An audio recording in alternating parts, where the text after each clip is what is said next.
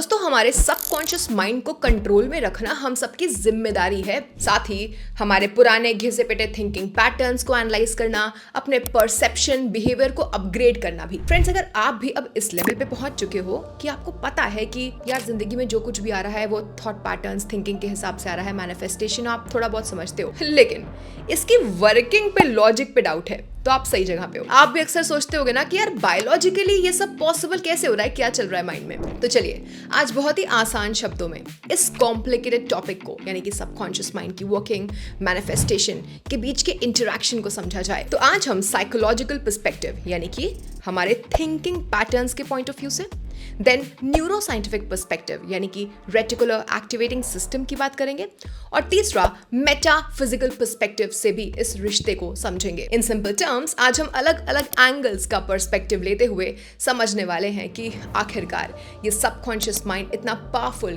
कैसे है कि जो चाहते हैं वो मैनिफेस्ट करके दे रहा है। दोस्तों, इसके पहले कि हम वीडियो में जंप इन करें, क्या आप मुझे वो 2 एक्टिविटीज के नाम नीचे कमेंट्स में लिख सकते हो जिसकी मदद से आपने कभी सबकॉन्शियस माइंड के पुराने पैटर्न्स को चेंज किया? राइट आंसर देने वाले को हम एक बुक गिव अवे में देंगे। Let's begin.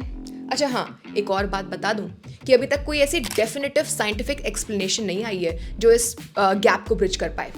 Still psychological perspective जो हमारा पहला टॉपिक है, ये असर्ट करता है कि बरसों से चले आ रहे deeply ingrained thoughts and patterns हमारे आज के परसेप्शन और बिहेवियर को शेप करते हैं। ये सबकॉन्शियस माइंड को इन्फ्लुएंस करते हैं और फिर आता है रोल सेल्फ फुलफिलिंग प्रोफेसी का, जिसके हिसाब से सिमिलर एक्सपीरियंस की एक साइकिल बनती रहती है। वही मिलता है जो हम एक्सपेक्ट कर। अब क्योंकि हम सेम ही बिहेवियर, एक्शंस और थॉट पैटर्न्स के हिसाब से काम कर रहे हैं, तो वही सेम चीजें हो रही। तो यहाँ पे हमने समझा कि सबकॉन्शियस माइंड के पुराने घिसे पिटे एक्सपीरियंसेस ही आगे भी वैसे ही मैनिफेस्ट हो रहे हैं। चलो आगे बढ़ते हैं और न्यूरो साइंटिफिक पर्सपेक्टिव से समझते हैं।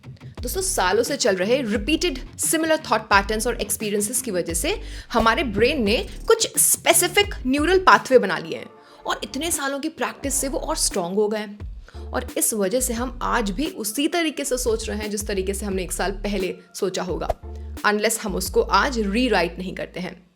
ऑल्सो हमारे ब्रेन का एक पार्ट है RAS, रेटिकुलर एक्टिवेटिंग सिस्टम। इसका काम है हमारे 5 सेंसेस से जो हम एक्सपीरियंस कर रहे हैं, दुनिया में इंफॉर्मेशन ले रहे हैं बाहरी दुनिया से, उस इंफॉर्मेशन को फिल्टर करना। अब RAS हमारे पुराने सबकॉन्शियस बिलीफ से प्रभावित होता है और ये जानबूझ करके उन्हीं एक्सपीरियंसेस या इंफॉर्मेशन पर अटेंशन दिलवाता है जो हमारे पुराने बिलीफ के साथ मैच हो रही हो, और बाकियों को फिल्टर आउट कर देता है। And hence the cycle keeps on going until you change it. दोस्तों, आई होप कि आप समझ पा रहे हैं कि अभी हम पुराने सबकॉन्शियस माइंड के पैटर्न्स और सिमिलर ही एक्सपीरियंसेस के बीच के रिश्ते को समझ रहे हैं।